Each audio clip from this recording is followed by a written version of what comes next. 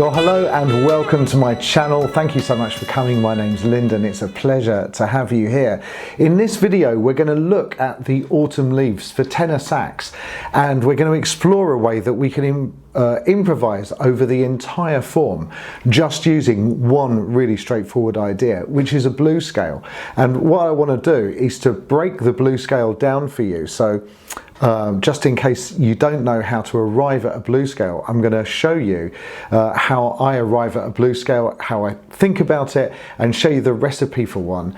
And then I've got a whole bunch of blues scale phrases which we're going to put over the form. I'm going to write all of these phrases down for you, both on a worksheet, which I'll put at the end of the video, and also on titles, should do it down here, titles at the bottom of the screen, so that you can see exactly what I'm doing. And I'm going to show you the structure of those phrases. So that's the plan for this video.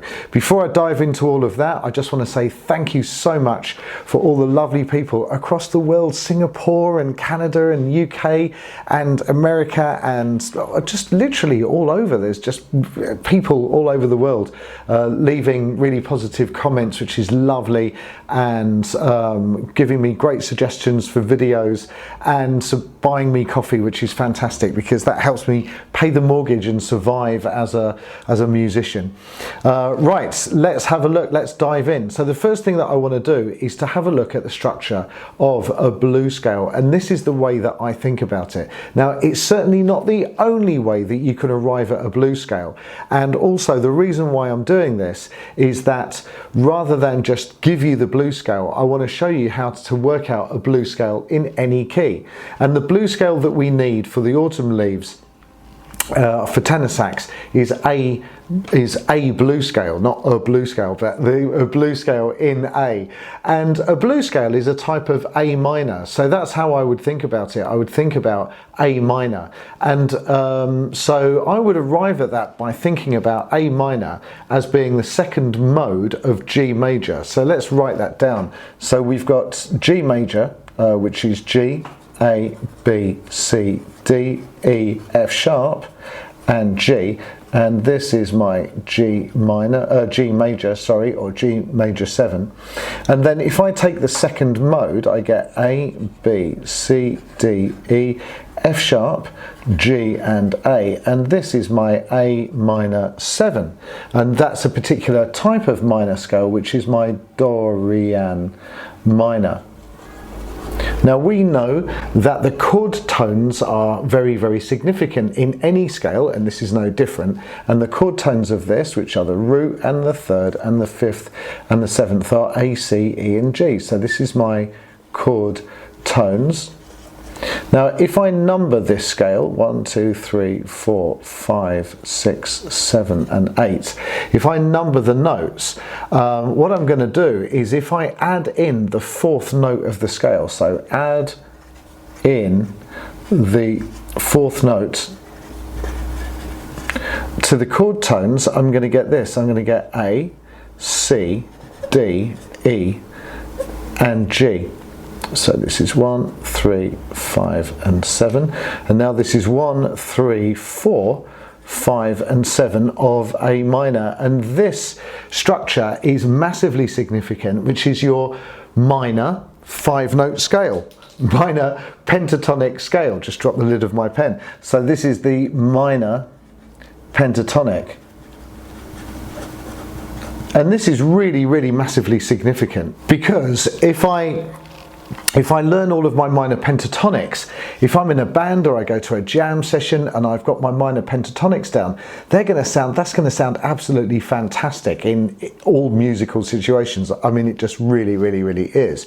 And I'm only one step away from a blues scale, because if I go to this scale up here and think about the fifth note and add in the flattened fifth to this bunch of notes, I get A, C, D, E flat, E, G and A, and this bum, bum, bum, bum, is my blues scale.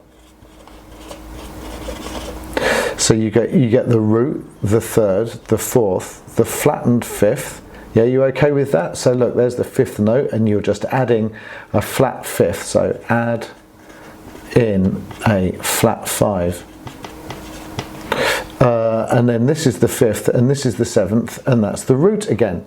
And that is my blues scale. And the thing is that blues scales are just going to sound absolutely fantastic. Again, if you're in a band or if you go to a jam session or anything of that nature, you're just going to, if you know your blues scales, and you can, even just running up and down them sounds absolutely fantastic, as you're going to see. So that's how to arrive at a blues scale. And what I suggest that you do is get really comfortable working out a blues scale in any key, because that would be absolutely very, very useful. Fantastic. Right, I'm going to clean off my sheet, and then we're going to have a look at some fantastic blues scales based phrases and licks in this key, and put them over Autumn Leaves. So I'll see you in a sec. Okay, welcome back. So I've cleaned off my sheet, and now what we're going to do is we're going to use the blues scale to create some fabulous phrases. I'm going to write these phrases down. Now, my full disclaimer, I have worked these phrases out before, and I've also done it for alto sax on another tutorial that I made just before this. So I've got these phrases written down, and I'm going to share them with you now, and I'm going to play them over the Autumn Leaves, and it's going to sound great. Now, the Autumn Leaves has 4 sections. It's got 2 A sections, a B section, and a C section before it starts again. And I'm going to give you phrases for all 4 of those sections and put them together. So let's dive into that and have a look. So my first phrases are E flat, D, C, D, E. And these guys have got the octave key on, and then A, C, A, D, C, A, G, A, and then A, C, A, D, that's got the octave key on, and I hold that note, E flat, E, G, A, C, A, G, A, and that bunch of notes there has got the octave key on, and that is the first A section.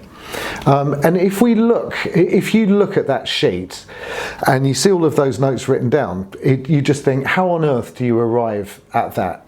Like, I don't know. But actually, if you break it down, have a look at this first phrase. Now, I've written the scale at the bottom here, and this is so that we can have a look and see how how I've structured these incredibly complex. They're not complex. They're super simple. How I've kind of arrived at these ideas. So look at that first phrase. You've got E, D, C, D, E. So you've got, sorry, E flat, D, C, D, and E. It's just going up and down the scale. It's the same as the next phrase. Look, A, C, A, D, A, G, A. It's just a few notes just moving around. It's so straightforward. So what I'm going to do is I'm going to grab my beautiful tenor saxophone, and I'm going to play this bunch of phrases over the first A of the Autumn Leaves. Now, I'm using a backing track here. You could use iReal Pro, or you could use your own backing track. There's plenty of Autumn Leaves backing tracks that you can find on YouTube. This is a fantastic app called Quartet. It's only available for the iPad at the moment, or iPad or iPhone, but I think they are making one for Android as well. That is in process. And what I'm going to do, it actually gives me an 8-bar intro, but I'm just going to give myself a 2-bar intro so it doesn't have to take too long. So I'm going to give myself 2 bars in, and then I'm going to play these phrases. Have a listen.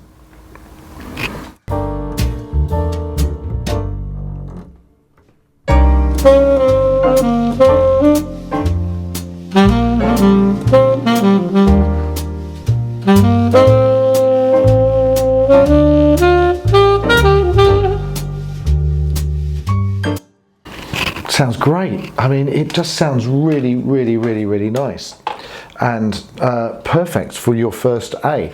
Right, so the second A, we've got some more phrases for you here. E flat, D, C, A, G, and these guys have got the octave key on. A, C, D, D, octave key, C, A, G, A, C, D, and then E flat, E, G, A, C, A, G, A. Perfect. and all of those guys have got the octave key on. And this is the second A section. So what I'm going to do now is I'm going to play the first bunch of phrases and then the second bunch of phrases. And again, construction wise, this is really straightforward. E flat, D, C, A, G. Well look, E flat, D, C, A, G, just coming down the scale.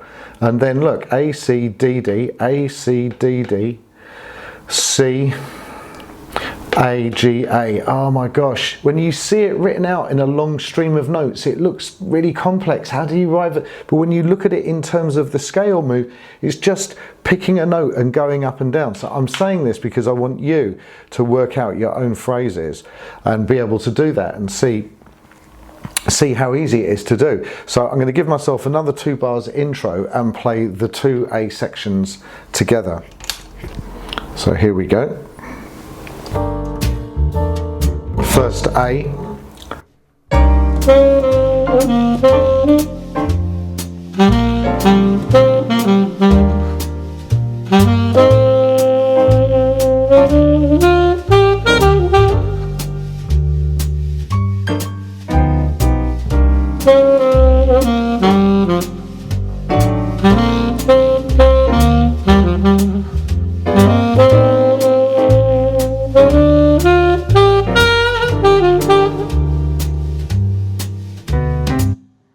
Yeah, sounds great. Sounds really good. Cool, so let's have a look at the next section, and the next section is the B section. So we've got a B section here, and that's A, C, A, D, D, D, C, D, C, D,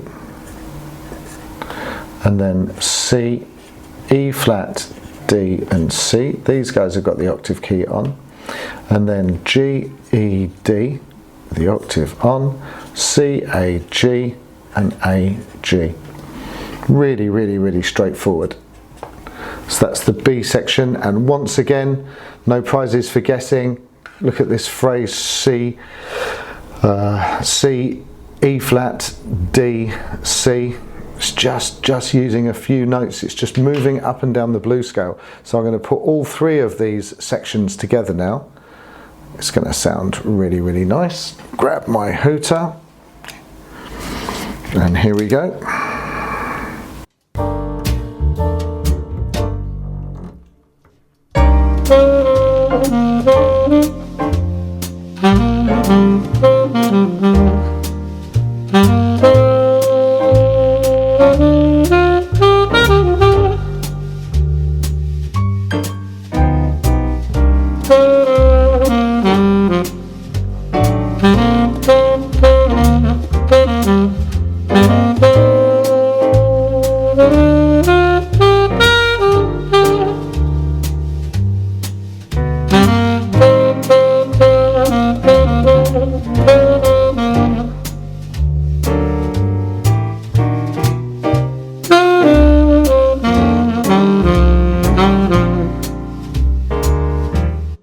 Sounds lovely, really cool. Lovely solo. Right, let's go on to that last C section then. So this is the C section, then we'll have the whole thing. And I've got G, A, C, A, D with the octave key on. And that's a kind of extended note. C, C, E, G, A, C, A.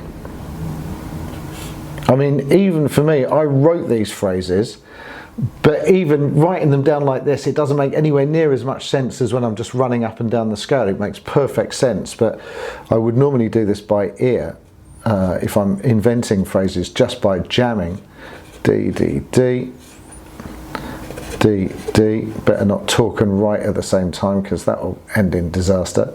E flat, D, C and A. Okay, and these guys have got the octave key on. Yeah, so I'm going to put all of those 4 phrases together. Let's see how it sounds. And this time, just so that I get the full experience of the autumn leaves, I'm going to give myself a 4-bar intro. So here we go.